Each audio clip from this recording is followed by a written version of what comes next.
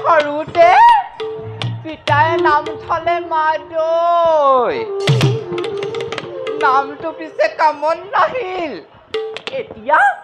এতিয়া ৰাজৰাণীৰ বান্দিৰো বান্দি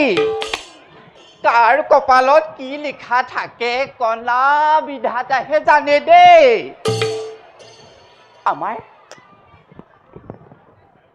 আমাৰ দেৱযানী আইতে হেৰো জাতত ব্ৰাহ্মণ যদিও হ'ল সি ৰাজৰাণী আনহাতে সমিষ্ঠা ৰাজকন্যা কণা বিধাতাৰ জোৰত হ'লহি দেৱযানীৰ দাসী আৰু সেই আমাৰ বিষৰ প্ৰবৰজা তেখেতৰ কন্যাৰ লগত বান্ধি পঠাই এই মাদৈ কৰালে আকৌ দাসীৰো দাসী তাকেহে বোলো কয় যাৰ কপালত বৃহস্পতি পোন তাৰ গৃহ নবয় কোন ৰূপ লাৱণ্যত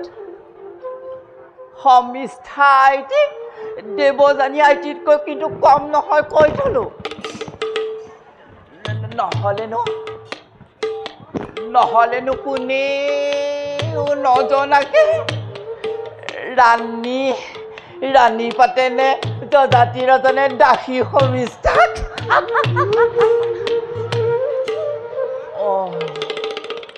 ৰাণী পতা কেৱল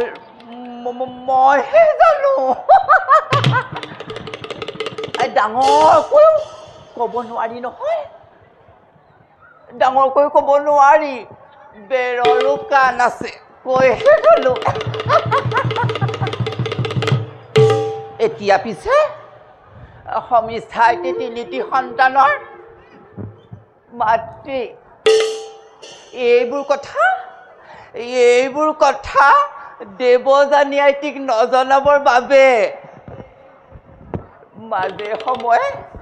দুই এপদ গহনা গাঁঠৰি উপহাৰ দিয়ে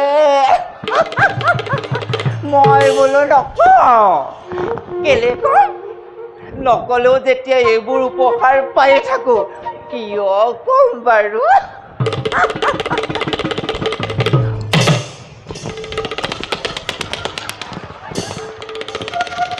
মাদৈ ক'লেও কিন্তু পায় ক কি লুকুৱাইছ তোৰ নাকত কাণত ডিঙিত ইমানবোৰ সোণৰ গহনা নাকৰ পতা সমিষ্ঠা আইতিয়ে দিছে নাকৰ নিশ্বাস পুৰুষৰ গাত লাগিব নাপায় যিকণ নিশ্বাস নাকেৰে ওলাই গৈ পুৰুষৰ গাত লাগিব সোণতে লাগি শুদ্ধ হ'ব ডিঙিৰ আৰু কাণৰবোৰ গহনা সুদা ডিঙিৰে মান্যজনক অন্ন দিব নাপায় কাণৰ বিন্ধা উদং হৈ থাকিলে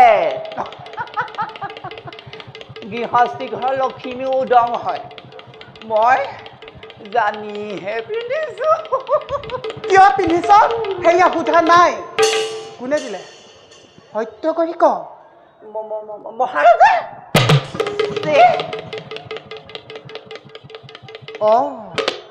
নকলেও এইবোৰ উপহাৰ পায় ক কি কথা লুকুৱাইছ ক'লেও তাতে উপহাৰ পাবি দুগুণ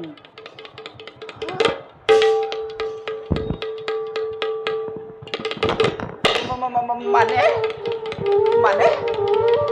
মহাৰাজৰ অৰুষত সমিষ্ঠাই তিনিটি সন্তান জন্ম দিলে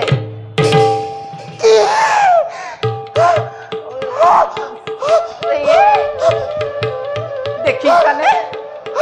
তিৰোতাৰ পেটত কৈ কথা পাতিব ওলাই যায় নকলে আমাৰ কথা মোক বনাব লাগে ভকতৰ গৌ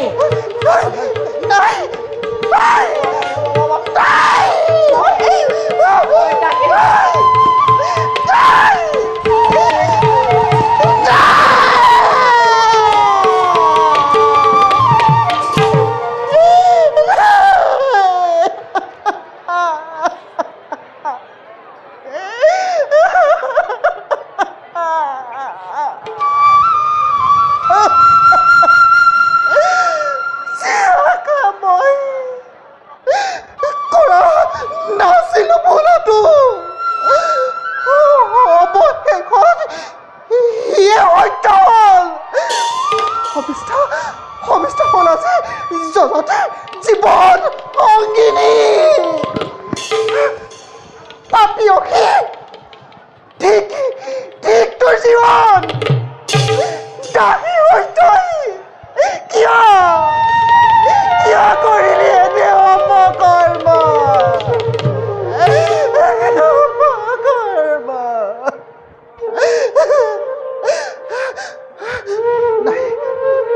নহয় তাইতো মোৰ দৰে অপৰূপ সৌন্দৰ্যগৰাকী তাইৰো দেহত অংকুৰিত হ'ব পাৰে মোৰ দৰে কামনা বাসনা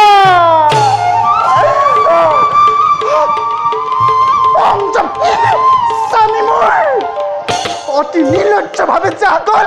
অমিতাৰ ৰূপৰ অগ্নি কামাৰ স্বামী কাৰণে